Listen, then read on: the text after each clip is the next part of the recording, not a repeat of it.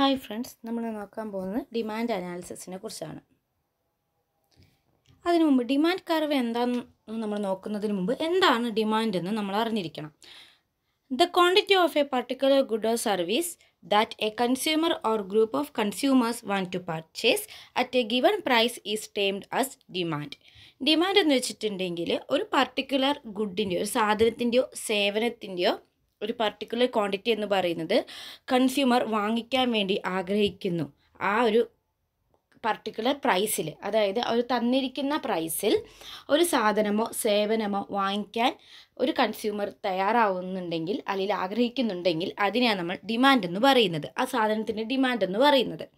It is the consumers ability or willingness to buy a specific product. അത് കൺസ്യൂമറിൻ്റെ എബിലിറ്റിയും കൂടിയാണ്, അതായത് കഴിവും ആ സാധനം വാങ്ങിക്കാനുള്ള സന്നദ്ധതയും കൂടിയാണ് നമ്മൾ ഡിമാൻഡ് എന്നതുകൊണ്ട് ഉദ്ദേശിക്കുന്നത്. അപ്പോൾ ഡിമാൻഡ് എന്ന് വെച്ചിട്ടുണ്ടെങ്കിൽ ഒരു സാധനം വാങ്ങിക്കാനുള്ള ആ തന്നിരിക്കുന്ന വിലയിൽ ഒരു സാധനമോ സേവനമോ വാങ്ങിക്കാനുള്ള ഒരു കൺസ്യൂമറിൻ്റെ ആഗ്രഹവും, അതുപോലെ തന്നെ ആഗ്രഹം മാത്രം പോരാ, ആ ഒരു എബിലിറ്റി കഴിവും വേണം, അതുപോലെ തന്നെ വില്ലിങ്നെസ് സന്നദ്ധതയും ആവശ്യമാണ്. ഇതിനെയാണ് നമ്മൾ ഡിമാൻഡ് എന്ന് പറയുന്നത്. If the demand curve is downward sloping, which means the consumer will buy more when the price decreases and the same consumers will buy the less when the price increases. അപ്പോൾ demand curve എന്ന് പറയുന്നത് എപ്പോഴും ഒരു downward sloping curve ആയിരിക്കും. അതെന്താ വെച്ചിട്ടുണ്ടെങ്കിൽ ഒരു സാധനത്തിന് വില വളരെയധികം കൂടുതലാണെങ്കിൽ വില കൂടുമ്പോൾ ആ സാധനം കുറച്ച് ക്വാണ്ടിറ്റി മാത്രമേ ഒരു പീപ്പിൾ വാങ്ങിക്കുള്ളൂ. അതേസമയം ആ സാധനത്തിൻ്റെ വില കുറഞ്ഞിട്ടുണ്ടെങ്കിൽ ആ സാധനം ഒരു ഇൻഡിവിജ്വൽ കൂടുതൽ വാങ്ങിക്കുകയും ചെയ്യും. ഇപ്പോൾ ലോ ഓഫ് ഡിമാൻഡ് എന്ന് വെച്ചിട്ടുണ്ടെങ്കിൽ മറ്റു ഫാക്ടേഴ്സിൽ അല്ലെങ്കിൽ അതർ തിങ്സ് റിമൈനിങ് കോൺസ്റ്റൻറ്റ് അല്ലെങ്കിൽ റിമൈനിങ് സെയിം ആയിരിക്കുന്ന സമയത്ത് തന്നെ പ്രൈസും ഡിമാൻഡും എന്ന് പറയുന്നത് വിപരീത ബന്ധത്തിലായിരിക്കും, അതായത് ഇൻവേഴ്സ് റിലേഷൻഷിപ്പ് ആയിരിക്കും. പ്രൈസ് കൂടുമ്പോൾ ഡിമാൻഡ് കുറയും, പ്രൈസ് കുറയുമ്പോൾ ഡിമാൻഡ് കൂടും. അപ്പോൾ നമ്മൾ ലോ ഓഫ് ഡിമാൻഡിനെ കുറിച്ച് പഠിച്ചിട്ടില്ലേ? ഇപ്പോൾ ലോ ഓഫ് ഡിമാൻഡിൽ ഇതാണ് പറയുന്നത്, അതായത് മറ്റു കാര്യങ്ങളിൽ മാറ്റമൊന്നുമില്ലാതെ ഒരു സാധനത്തിൻ്റെ വില കൂടുമ്പോൾ സാധനത്തിൻ്റെ ഡിമാൻഡ് കുറയുകയും ഒരു സാധനത്തിൻ്റെ വില കുറയുമ്പോൾ ഡിമാൻഡ് കൂടുകയും ചെയ്യും. ഇൻവേഴ്സ് റിലേഷൻഷിപ്പാണ് കാണിക്കുന്നത്. അതുകൊണ്ടാണ് നമ്മുടെ കർവ് എന്ന് പറയുന്നത് ഒരു ഡൗൺവേർഡ് സ്ലോപ്പിംഗ് കർവായിട്ട് ഇരിക്കുന്നത്. ഇവിടെ ഈ കർവ് തന്നെ നോക്കുകയാണെങ്കിൽ P1 ഹയർ പ്രൈസ് P1 എന്ന് പറയുന്ന പ്രൈസിൽ ആ ഒരു ഇൻഡിവിജ്വൽ വാങ്ങിക്കുന്ന ക്വാണ്ടിറ്റി എന്ന് പറയുന്നത് Q1 മാത്രമാണ്. എന്നാൽ പ്രൈസ് P2 ആയി കുറഞ്ഞപ്പോൾ അവർ വാങ്ങിക്കുന്ന ക്വാണ്ടിറ്റി Q1 നിന്ന് Q2 ആയിട്ട് കൂടി, വീണ്ടും P2 നിന്ന് P3 ആയിട്ട് വില വീണ്ടും കുറഞ്ഞപ്പോൾ പ്രൈസ് എത്രയായി? Q3 ആയിട്ട് പ്രൈസ് P3 ആയപ്പോൾ ക്വാണ്ടിറ്റി എത്രയായി? Q3 ആയിട്ട് കൂടി. അപ്പോൾ നമുക്ക് ഇവിടെ എന്താ കാണാൻ പറ്റുന്നത്? പ്രൈസ് കുറഞ്ഞു വരുമ്പോൾ ക്വാണ്ടിറ്റി കൂടി വരുന്നു. It is not only the price, the demand for a good or service is also influenced by other factors such as the price of the substitute goods and the complementary goods. അപ്പോൾ നമ്മളുടെ പ്രൈസിൻ്റെ കാര്യം പറഞ്ഞു. Price മാത്രമല്ല ഡിമാൻഡിനെ സ്വാധീനിക്കുന്നത്, ഒരു സാധനത്തിൻ്റെയോ അത് സേവനത്തിൻ്റെയോ മറ്റ് പല ഘടകങ്ങൾ കൂടി ഡിമാൻഡിനെ ബാധിക്കുന്നുണ്ട്. ഇപ്പോൾ ഉദാഹരണത്തിന് പറയുകയാണെങ്കിൽ നമ്മുടെ സബ്സ്റ്റിറ്റ്യൂട്ട് ഗുഡ്സിൻ്റെ പ്രൈസ്, അതുപോലെ തന്നെ കോംപ്ലിമെൻ്ററി ഗുഡ്സിൻ്റെ പ്രൈസ്. കോംപ്ലിമെൻ്ററി ഗുഡ്സ് എന്ന് വെച്ചാൽ നമുക്കറിയാം, ഒരു സാധനം, അതായത് ഒരുമിച്ച് ഉപയോഗിക്കുന്ന സാധനങ്ങൾ നമ്മൾ കോംപ്ലിമെൻ്ററി ഗുഡ്സ് എന്ന് പറയുന്നത്. ഇപ്പോൾ കാറും പെട്രോളും. അപ്പോൾ പെട്രോൾ ഇല്ലാതെ കാർ ഓടില്ല. അപ്പോൾ കാറ് ബൈക്കൊന്നും ഇല്ലാതെ പെട്രോളിൻ്റെ ആവശ്യം ഉണ്ടാകുന്നില്ല. അപ്പോൾ ഇത് രണ്ടും ഒരുമിച്ച് ഉപയോഗിക്കുന്ന സാധനങ്ങളാണ്. ഇതിനാണ് നമ്മൾ കോംപ്ലിമെൻ്ററി ഗുഡ്സ് എന്ന് പറയുന്നത്. സബ്സ്റ്റിറ്റ്യൂട്ട് ഗുഡ് എന്ന് വെച്ചിട്ടുണ്ടെങ്കിൽ ഒരു സാധനത്തിന് പകരമായിട്ട് ഇപ്പം നമുക്ക് വേറെ ഉപയോഗിക്കാൻ കഴിയുന്ന സാധനത്തെയാണ് നമ്മൾ സബ്സ്റ്റിറ്റ്യൂട്ട് ഗുഡ് എന്ന് പറയുന്നത്. ഇപ്പോൾ ടീ ഓർ കോഫി എന്ന് പറയുന്നത്. അപ്പോൾ നമുക്കറിയാം, ഇപ്പോൾ ടീയുടെ വില കൂടിയിട്ടുണ്ടെങ്കിൽ നമ്മൾ എന്ത് ചെയ്യും? കോഫിയിലേക്ക് നമ്മൾ സബ്സ്റ്റിറ്റ്യൂട്ട് ചെയ്യും, നമ്മുടെ ചോയ്സ് എന്ന് പറയുന്നത്. അപ്പോൾ അവിടെ എന്താ പറ്റുന്നത്? ഗുഡ് എ എന്ന് പറയുന്നതിൻ്റെ പ്രൈസ് കൂടുമ്പോൾ സബ്സ്റ്റിറ്റ്യൂട്ട് ഗുഡ് ആണെങ്കിൽ ഗുഡ് എയും ബി എന്ന് പറയുന്നത്, ഇപ്പോൾ ടീയും കോഫിയാന്ന് വിചാരിക്കുക, ഗുഡ് എയുടെ പ്രൈസ് കൂടിയപ്പോൾ അവിടെ ഗുഡ് എയുടെ ഡിമാൻഡ് എന്ന് പറയുന്നത് കുറയുകയാണ് ചെയ്തത്. അതേസമയം ഗുഡ് ബി എന്ന് പറയുന്നത് കോഫിയാന്ന് വിചാരിക്കുക. അപ്പോൾ ടീയുടെ പ്രൈസ് കൂടിയപ്പോൾ നമ്മൾ കോഫിയിലേക്ക് മാറി ചിന്തിച്ചു. അപ്പോൾ അവിടെ എന്ത് പറ്റും?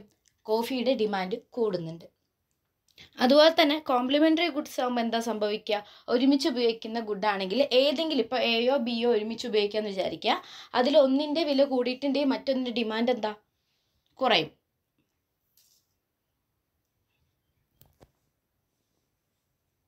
The key determinants that affect the demand functions are as follows. ഇനി അടുത്ത കുറച്ച് നമ്മൾ സബ്സ്റ്റിറ്റ്യൂട്ട് ഗുഡ്സിൻ്റെ പ്രൈസിൻ്റെ കാര്യം പറഞ്ഞു, കോംപ്ലിമെൻ്ററി ഗുഡ്സിൻ്റെ പ്രൈസിൻ്റെ ഡിമാൻഡിൻ്റെ കാര്യം പറഞ്ഞു. അതുപോലെ തന്നെ ഇനി നമ്മൾ ഡിമാൻഡിനെ സ്വാധീനിക്കുന്ന മറ്റു ചില ഘടകങ്ങളെയാണ് പറയുന്നത്. ഒന്നാമത്തെയാണ് income. A rise in consumers income will tend to increase the demand curve, shift the demand curve right. A fall will tend to decrease the demand for the normal goods. അപ്പോൾ ഒരാളുടെ ഇൻകം വർദ്ധിക്കാൻ വിചാരിക്കുക, അപ്പം നമ്മൾ demand curve എന്ന് പറയുന്നത് റൈറ്റിലേക്ക് shift ചെയ്യുകയാണ് ചെയ്യുക. അതുപോലെ തന്നെ ഇപ്പോൾ ഒരാളുടെ ഇൻകം കുറയുകയാണെന്ന് വിചാരിക്കുക, കുറയുകയാണെങ്കിൽ എന്താ പറ്റുക, നമ്മുടെ നോർമൽ ഗുഡ്സിൻ്റെ ഡിമാൻഡ് എന്ന് പറയുന്നത് അവിടെ കുറയാനും ചാൻസ് ഉണ്ട്. ഇപ്പം നമുക്കറിയാം ഒരാൾക്ക് ഇപ്പം നമ്മുടെ ഇൻകം കൂടുമ്പോൾ എന്താ, നമ്മൾ കൂടുതൽ സാധനങ്ങൾ വാങ്ങിക്കും. അപ്പം അതുകൊണ്ടാണ് ഡിമാൻഡ് കർവ് എന്ന് പറയുന്നത് റൈറ്റിലേക്ക് ഷിഫ്റ്റ് ചെയ്യുന്നത്. അടുത്തത് കൺസ്യൂമർ പ്രിഫറൻസ് ആണ്. Favourable change lead to an increase in demand, unfavourable change lead to an decrease in demand. അപ്പോൾ കൺസ്യൂമറിൻ്റെ പ്രിഫറൻസ് എന്ന് പറയുന്നത് ഒരിക്കലും കോൺസ്റ്റൻ്റ് ഒന്നും ആയിരിക്കില്ലല്ലോ, അത് ചേഞ്ച് ചെയ്തുകൊണ്ട് തന്നെ ഇരിക്കും. അപ്പം നമുക്കൊരു ഫേവറബിൾ ചേഞ്ചാണ് ഉണ്ടാവുന്നതെങ്കിൽ ഡിമാൻഡിൽ ഒരു വസ്തുവിനോട് ഫേവറബിൾ ആയിട്ടുള്ള ഒരു ചേഞ്ചാണ് ഉണ്ടാവുന്നതെങ്കിൽ ഇപ്പോൾ ഗുഡ് എയും ഗുഡ് ബിയും ആണെങ്കിൽ ഗുഡ് എക്ക് നമുക്ക് ഡിമാൻഡ് കൂടുകയാണെങ്കിൽ ഒരു ഫേവറബിൾ ചേഞ്ച് ആണെങ്കിൽ അതെന്ന് പറയുന്നത് നമ്മൾ ഡിമാൻഡ് എന്ന് പറയുന്നത് ഇൻക്രീസ് ചെയ്യാൻ കാരണമാവും. അൺഫേവറബിൾ നമുക്ക് വേണ്ടെങ്കിൽ അതെന്ന് പറയുന്നത് ആ ഒരു ഗുഡിൻ്റെ ഡിമാൻഡ് എന്ന് പറയുന്നത് കുറയാൻ ചാൻസ് ഉണ്ടാവും. പിന്നെ number of buyers, more the number of buyers more will be the demand. അതിപ്പോൾ നമുക്കറിയാം ഒരു സാധനത്തിന് ഡിമാൻഡ് കൂടുമ്പോൾ എന്താ, ഡിമാൻഡ് കൂടുന്ന എപ്പോഴാണ്, അതിന് ആവശ്യക്കാർ കൂടുമ്പോഴാണ്. അപ്പം ബയേഴ്സിൻ്റെ എണ്ണം കൂടുമ്പോൾ എന്താ ഡിമാൻഡ് എന്ന് പറയുന്നത് കൂടും. Fewer buyers lead to decrease in demand. ഒരു സാധനത്തിന് വാങ്ങിക്കുന്ന ആൾക്കാർ കുറവാണെങ്കിൽ എന്താ സാധാരണയായിട്ട് അതിൻ്റെ ഡിമാൻഡ് എന്ന് പറയുന്നത് കുറവായിരിക്കും.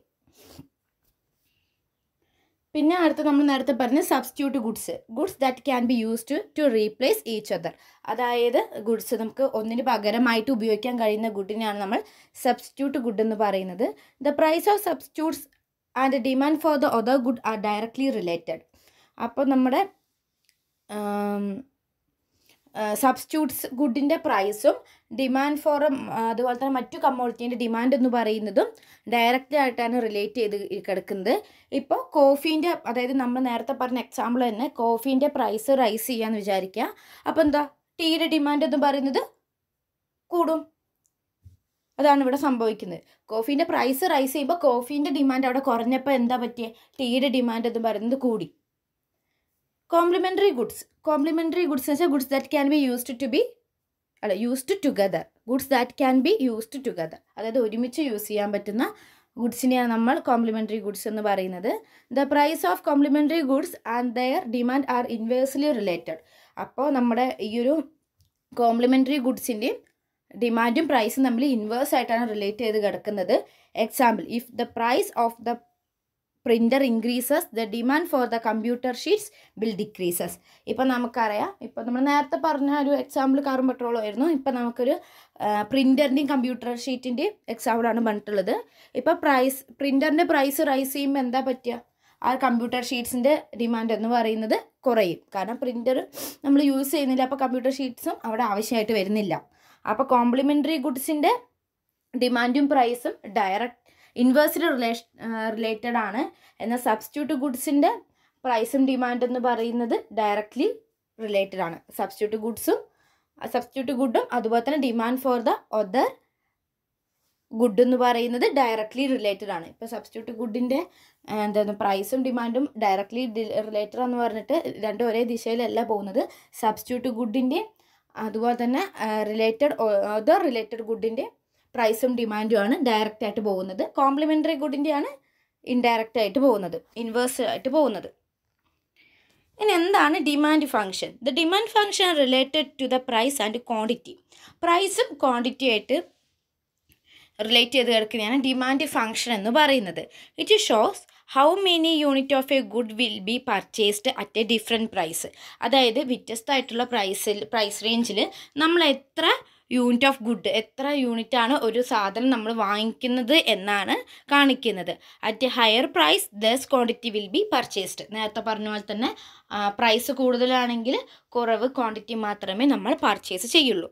The graphical representation of the demand function has negative slope. ഇപ്പോൾ ഗ്രാഫിക്കൽ റെപ്രസെൻറ്റേഷൻ ആണെങ്കിൽ ഡിമാൻഡ് ഫംഗ്ഷൻ്റെ ഗ്രാഫിക്കൽ റെപ്രസെൻറ്റേഷൻ എന്ന് പറയുന്നത് ഒരു നെഗറ്റീവ് സ്ലോപ്പാണ്. നമ്മൾ ഡിമാൻഡ് കർവ് കണ്ടില്ലേ, ഒരു ഡൗൺവേർഡ് സ്ലോപ്പിംഗ് കർവാണ്. അതിന് നെഗറ്റീവ് ഷേപ്പാണ് ഉള്ളത്, സ്ലോപ്പാണ് ഉള്ളത്. The market demand function is calculated by totalling up all of the individual demand functions. അപ്പോൾ ഒരു മാർക്കറ്റ് ഡിമാൻഡ് കാണണമെങ്കിൽ നമ്മൾ എന്താ ചെയ്യുക, എല്ലാ ഇൻഡിവിജ്വൽ ഡിമാൻഡും കൂടെ ആഡ് ചെയ്ത് ടോട്ടൽ കണ്ടുപിടിച്ചിട്ടാണ് നമ്മൾ മാർക്കറ്റ് ഡിമാൻഡ് ഫംഗ്ഷൻ എന്ന് പറയുന്നത് കാൽക്കുലേറ്റ് ചെയ്യുന്നത്. The individual demand function has a functional relationship between individual demand and the factors affecting individual demand. നമ്മൾ ഇൻഡിവിജ്വൽ ഡിമാൻഡിനെ കുറിച്ച് നോക്കുകയാണെങ്കിൽ ഇൻഡിവിജ്വൽ ഡിമാൻഡ് എന്ന് പറയുന്നത് ഇൻഡിവിജ്വൽ ഡിമാൻഡും അതുപോലെ തന്നെ അതിനെ അഫക്റ്റ് ചെയ്യുന്ന ഫാക്ടേഴ്സും തമ്മിലുള്ള, ഇൻഡിവിജ്വൽ ഡിമാൻഡിനെ അഫക്റ്റ് ചെയ്യുന്ന ഫാക്ടേഴ്സും തമ്മിലുള്ള ഒരു ഫങ്ഷണൽ റിലേഷൻഷിപ്പാണ് കാണിക്കുന്നത്. അത് കാണിക്കുന്ന ഒരു നമ്മുടെ ഡിമാൻഡ് ഫംഗ്ഷനാണ് ഇവിടെ കൊടുത്തിട്ടുള്ളത്. D X is the function of P X P R Y T F. ഇവിടെ ഡി എക്സ് എന്ന് പറയുന്നത് കമ്മോഡിറ്റി ഡിമാൻഡാണ്. ഗുഡ് എക്സിൻ്റെ കമ്മോഡിറ്റി ഡിമാൻഡിനെയാണ് നമ്മൾ ഡി എക്സ് എന്ന് പറയുന്നത്. പി എക്സ് എന്ന് വെച്ചാൽ നമുക്കറിയാം പ്രൈസ് ഓഫ് എക്സ് അല്ലെങ്കിൽ കമ്മോഡിറ്റി എക്സിൻ്റെ പ്രൈസിനെയാണ് നമ്മൾ പി എക്സ് എന്ന് പറയുന്നത്. പി ആർ എന്ന് വെച്ചിട്ടുണ്ടെങ്കിൽ റിലേറ്റഡ് ഗുഡിൻ്റെ പ്രൈസാണ് ഇവിടെ പി ആർ എന്ന് പറയുന്നത്. വൈ എന്ന് പറയുന്നത് കൺസ്യൂമറിൻ്റെ ഇൻകം ആണ്. ടി എന്ന് പറയുന്നത് ടേസ്റ്റ് ആൻഡ് പ്രിഫറൻസ് ആണ് പറയുന്നത്. എഫ് എന്ന് പറയുന്നത് expectation of change in price in future. അതായത് ഈ ഒരു ഗുഡ് എക്സിൻ്റെ പ്രൈസ് ഫ്യൂച്ചറിൽ കുറയാമെന്നുള്ള എക്സ്പെക്റ്റേഷനെയാണ് നമ്മൾ എഫ് എന്ന് പറയുന്നത്. അപ്പോൾ ഒരു ഇൻഡിവിജ്വൽ ഡിമാൻഡിനെ നമ്മൾ കാണിക്കുന്ന ഒരു ഇൻഡിവിജ്വൽ ഡിമാൻഡിൻ്റെ ഫംഗ്ഷനെയാണ് നമ്മളിവിടെ കൊടുത്തിട്ടുള്ളത്. അവിടെ എന്താ, ഒരു വ്യക്തിയുടെ ഇൻഡിവിജ്വൽ ഡിമാൻഡും അതിനെ അഫക്റ്റ് ചെയ്ത ഫാക്ടേഴ്സും തമ്മിലുള്ള ഫംഗ്ഷൻ, ആ റിലേഷൻഷിപ്പിനെയാണ് ഇവിടെ ഇൻഡിവിജ്വൽ ഡിമാൻഡ് ഫംഗ്ഷൻ എന്ന് പറയുന്നത്. D X is the function of P X P R Y T F.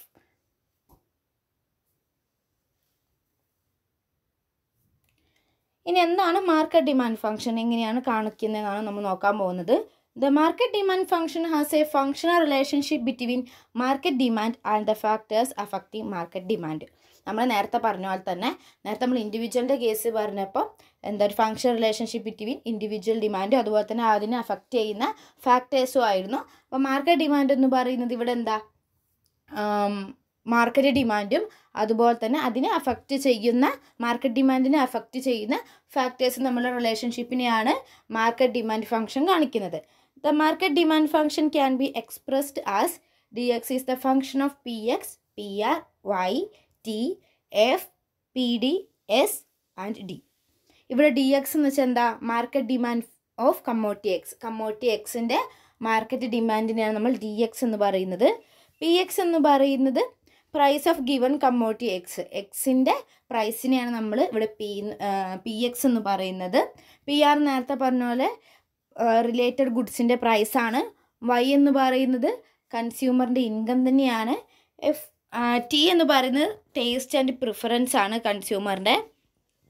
F എന്ന് പറയുന്നത് expectation of change in price in future. നേരത്തെ പറഞ്ഞ പോലെ തന്നെ ഫ്യൂച്ചറിൽ പ്രൈസിൽ എന്തെങ്കിലും ചേഞ്ച് ഉണ്ടാവും എന്നുള്ളൊരു എക്സ്പെക്റ്റേഷനെയാണ് എഫ് എന്ന് പറയുന്നത്. ഇവിടെ മറ്റേ നിന്ന് വ്യത്യസ്തമായിട്ടുള്ളത് എന്താ, പി ഡിയും എസും ഡിയും മാത്രമാണുള്ളത്.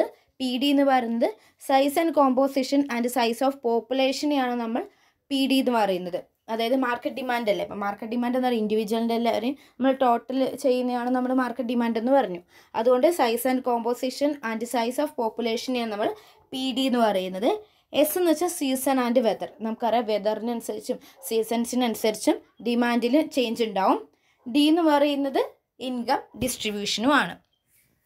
അപ്പോൾ ഇത്രയാണ് നമ്മൾ ഡിമാൻഡ് അനാലിസിസിൽ നമ്മൾ ഇന്ന് നോക്കിയത്. എന്താണ് demand, demand function, individual demand, market demand functions, പിന്നെന്താ ഡിമാൻഡിനെ അഫക്റ്റ് ചെയ്യുന്ന ഫാക്ടേഴ്സ്, സബ്സ്റ്റിറ്റ്യൂട്ട് ഗുഡ്സ് എങ്ങനെയാണ്, ഇൻകം എങ്ങനെയാണ്, കോംപ്ലിമെൻ്ററി ഗുഡ്സ്, അതുപോലെ തന്നെ കൺസ്യൂമറിൻ്റെ പ്രിഫറൻസ്, ഇവയൊക്കെ എങ്ങനെയാണ് ഡിമാൻഡിനെ സ്വാധീനിക്കുന്നതെന്നൊക്കെ തുടങ്ങിയിട്ടുള്ള കാര്യങ്ങളാണ് ഇന്ന് നോക്കിയിട്ടുള്ളത്. Thank you.